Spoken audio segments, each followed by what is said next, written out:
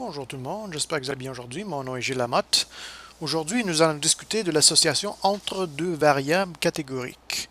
Ici, je vais ouvrir un fichier Excel où on voit un tableau de contingence. Ici, j'ai 386 femmes qui ont été classifiées selon le niveau de cholestérol, qui sera considéré comme une variable catégorique avec les niveaux faibles, moyens, élevés, et aussi l'âge qui sera considéré comme une variable catégorique avec les niveaux jeunes et âgés.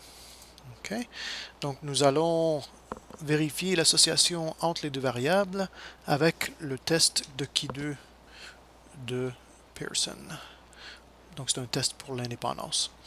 Ici, je vais copier les 6 valeurs dans nos 6 cellules de notre tableau à l'intérieur de R. Je vais le mettre dans une fenêtre d'édition. Donc je vais copier mes 6 valeurs. Puis là, dans un vecteur numérique, nous allons copier les 6 valeurs. Et ensuite, on va commencer avec la première rangée. Donc, dans la première rangée, j'ai 55, 110 et 90. Puis ensuite, dans la deuxième rangée, j'ai 52, 39 et 40. Et avec ce vecteur numérique, nous allons construire une matrice. Donc, c'est avec la commande matrix. Ceci, ça va créer un objet que nous avons appelé myTable, ou même je peux l'appeler tableau. Puis ensuite, je vais indiquer dans un argument byRow. Ceci, c'est la raison qu'on va utiliser byRow égale à true.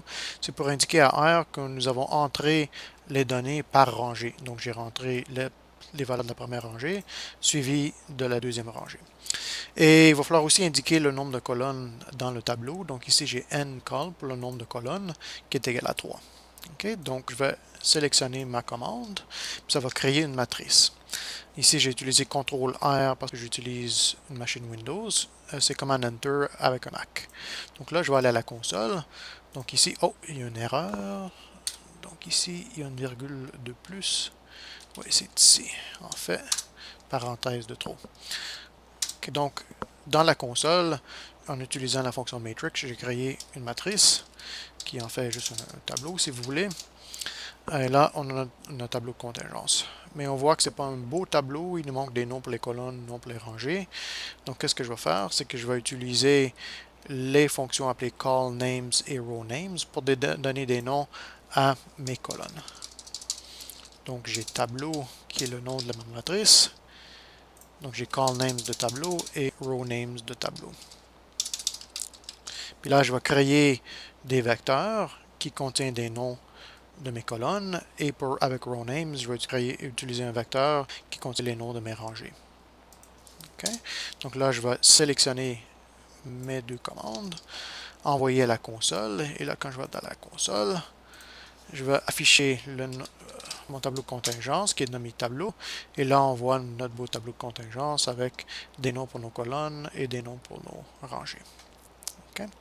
Donc là, nous allons utiliser le test Qui2 pour l'indépendance de Pearson. Avec R, c'est chi-squared test, donc c'est CHISQ pour chi-squared, point test. Puis là, je vais mettre ma matrice qui est tableau. Donc c'est un objet matrice que j'ai nommé tableau. Et je peux soit utiliser un deuxième argument appelé correct égale à false ou complètement ignorer cet argument-là. R par défaut va utiliser une correction pour la continuité. On peut aussi ignorer de l'utiliser si je mets correct égale à false. Ceci, c'est en fait la façon qu'on l'enseigne dans notre cours. Okay?